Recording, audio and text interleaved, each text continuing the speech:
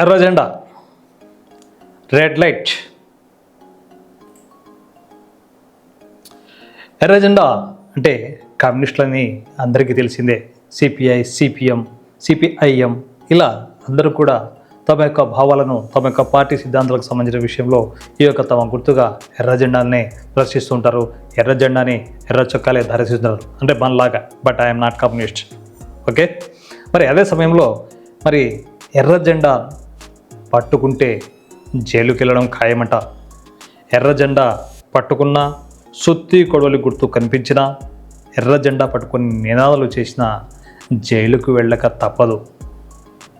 ఇది ఎక్కడో అనుకుంటే పొరపాటు కాదు. భారతదేశంలో మాత్రం కాదు, ఇది చెక్ రిపబ్లిక్లో. అంటే గతంలో చెకోస్లోవేకియా ఉన్నటువంటి దేశం 2 దేశాలుగా విడిపోయిన విషయం మనకు తెలిసిందే. మరి ఈ సందర్భంగా చెక్ రిపబ్లిక్లో ఈ యొక్క ఎర్ర జెండాను పట్టుకోవడం, అలాగే ఎర్ర జెండాకు సంబంధించినటువంటి నినాదాలు చేయడం, ఎర్ర జెండా పట్ల తమ అభిమానాన్ని చూపడం, సుత్తి కొడవలి గుర్తులను ప్రదర్శించడం కూడా ఇక్కడ పూర్తిగా నిషేధించారు. ఇంతకు ఆ దేశం ఏంటి, వివరాలేందో ఇప్పుడు మనం చూద్దాం. చెక్ రిపబ్లిక్ గతంలో చెకోస్లోవేకియా రాజధాని ప్రాగ్. దీని అధ్యక్షుడు పెట్రో పావెల్ కమ్యూనిస్టు ప్రచారాన్ని తమ దేశంలో పూర్తిగా నిషేధించారు. దేశంలో క్రిమినల్ కోడ్ చట్టం ప్రకారం ఆ ఫైల్పై సంతకం చేశారు. వచ్చే ఏడాది అంటే 2026 జనవరి 1వ తేదీ నుంచి ఇక్కడ ఎర్ర జెండా ప్రదర్శిస్తే జైలుకు వెళ్ళడం ఖాయమన్న విషయాన్ని చెక్ రిపబ్లిక్ అధ్యక్షుడు స్పష్టం చేశారు. ఈ కొత్త చట్టం ప్రకారం సుత్తి కొడవలితో కూడినటువంటి ఎర్ర జెండాను ప్రదర్శిస్తే 5 సంవత్సరాల జైలు శిక్ష విధిస్తారు. అక్కడి చట్టాల ప్రకారం తమ సిద్ధాంతాల ప్రచారం, బహిరంగ సభల ఆందోళన కార్యక్రమాలు నిర్వహించడం కూడా ఇక నేరమంట. ఇకపై కమ్యూనిస్టులను నాజీలతో సమానంగా పరిగణిస్తామని చెక్ ప్రభుత్వం ప్రకటించింది. చెక్ రిపబ్లిక్ దేశం గతంలో చెకోస్లోవేకియాలో భాగం ఉండేది. సోవియట్ యూనియన్ విచ్ఛిన్నం తర్వాత స్లోవేకియా, చెక్ రిపబ్లిక్గా విడిపోయాయి. ఇరు దేశాలు 1990వ సంవత్సరంలో నాటోలో చేరాయి. అలాగే 2024లో యూరోపియన్లో కూడా చేరాయి. గత 2 దశాబ్దాల నుంచి చెక్ రిపబ్లిక్, పోలాండ్, బాల్టిక్ దేశాల్లో యూరోపియన్ యూనియన్ మద్దతుతో కమ్యూనిస్టు వ్యతిరేక ప్రచారాన్ని తీవ్రతరం చేశాయి. చెక్ రిపబ్లిక్ కమ్యూనిస్టు పార్టీ అంటే బొహెమియా మోరావియా నాయకురాలు కొసెనా కొత్త చట్టాన్ని వ్యతిరేకిస్తూ ప్రకటన విడుదల చేశారు. కమ్యూనిస్టు పార్టీ నిషేధించేందుకు విఫలయత్నంగా ఆమె అభివర్ణించారు. కమ్యూనిస్టులు నాజీలతో సమానమని పేర్కొనడాన్ని అక్కడి కమ్యూనిస్టు నాయకులు తీవ్రంగా ఖండించారు. 2వ ప్రపంచ యుద్ధ సమయంలో నాజీ బానిసత్వం నుంచి కాపాడిన చరిత్ర కమ్యూనిస్టుల విషయాన్ని చెక్ కమ్యూనిస్టు నాయకులు గుర్తు చేస్తున్నారు.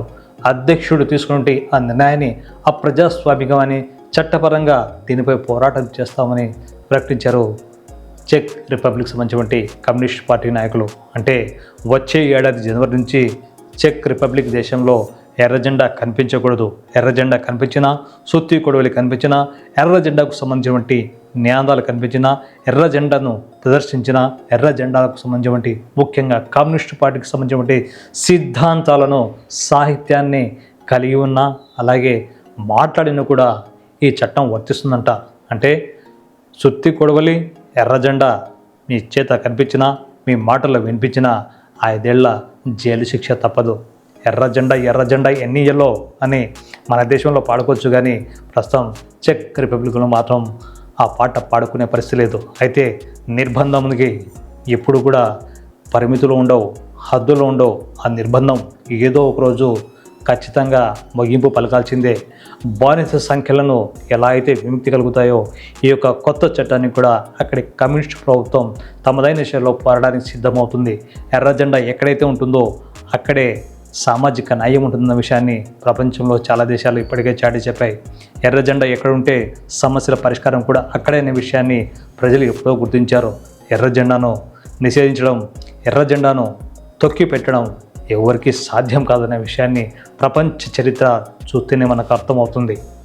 చూద్దాం మరి, ఎర్ర జెండాను పట్టుకుంటే నిషేధానికి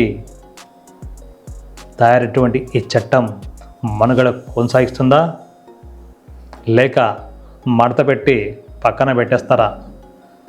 ప్రజాప్రభుత్వంలో ఏదైనా సాధ్యమే, ప్రజల తిరుగుబాటులో ఏదైనా సాధ్యమే. అందుకే చట్టం ఒకరి చుట్టం కాదు. ఇలాంటి నల్ల చట్టాలు ప్రజల ఒత్తిడికి తలగ్గాల్సిందే, ఎర్ర జెండా ఎగరాల్సిందే.